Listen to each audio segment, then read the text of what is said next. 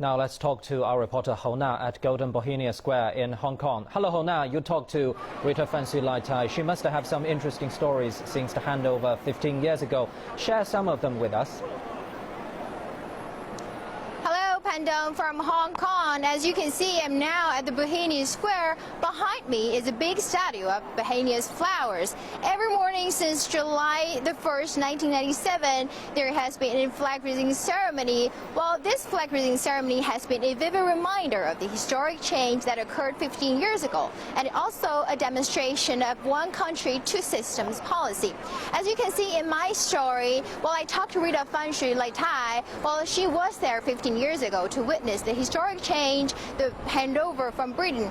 Well, she's now a member of the Standing Committee of National People's Congress. Well, she recalled like 15 years ago, she was exactly like many other Hong Kong people who had little idea about what mainland was like. She thought the mainland was like Shenzhen or Guangzhou or some other places she visited. Well, 15 years later, when she recalled, at that time, many Hong Kong people don't know about the mainland, and they have questions and they have doubts. Well, they say after Hong Kong's return, Hong Kong might lose the freedom of speech, the freedom of press. Well, 15 years later, Fancy-Lai-Tai told me she is more confident than 15 years ago because all the questions and doubts can be answered by raising three new questions. The first is, does Hong Kong increase contact with the mainland?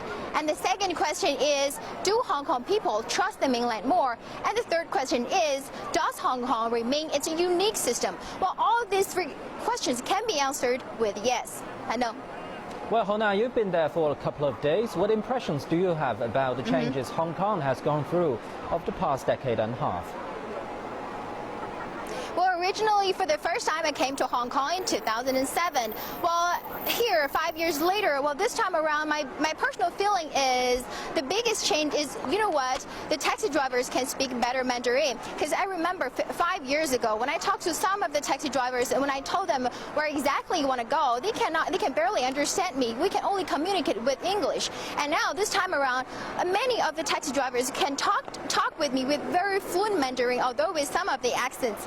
Well, I'm quite happy because it's more convenient for mainlanders to travel to Hong Kong. And also my cameraman was here 5 years ago to cover the 10th anniversary of Hong Kong's return to the motherland. Well, he told me that compared with 5 years ago, Hong Kong is definitely more crowded because there are more buildings pumping up and also the prices. Well, in a couple of days, I interviewed some of the real estate developers and real estate agents.